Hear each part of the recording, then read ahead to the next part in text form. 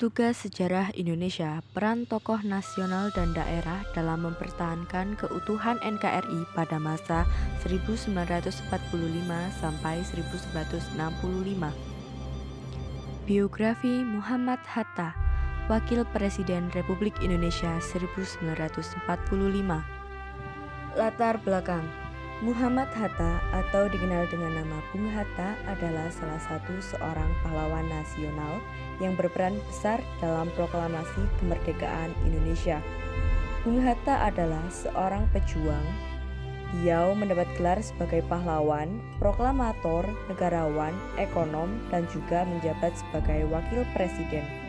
Beliau bersama dengan Soekarno berperan penting dalam kemerdekaan Republik Indonesia dari penjajahan Hindia Belanda dan kemudian memproklamasikan kemerdekaan Republik Indonesia pada tanggal 17 Agustus 1945.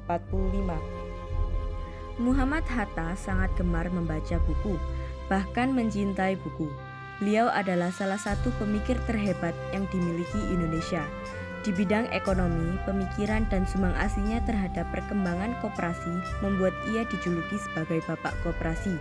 Sosok dan peran sejarah yang penting dari Bung Hatta antara lain menyampaikan pikiran dan pidato yang mengubah sejarah.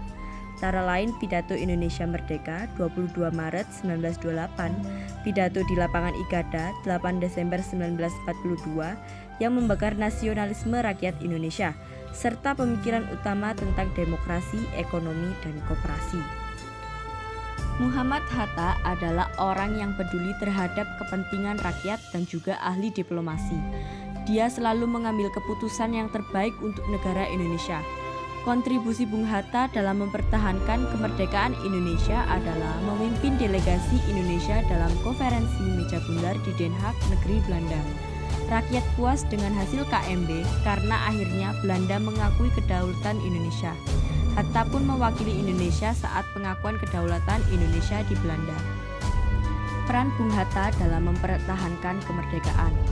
Memimpin delegasi Indonesia dalam konferensi meja bundar di Den Haag.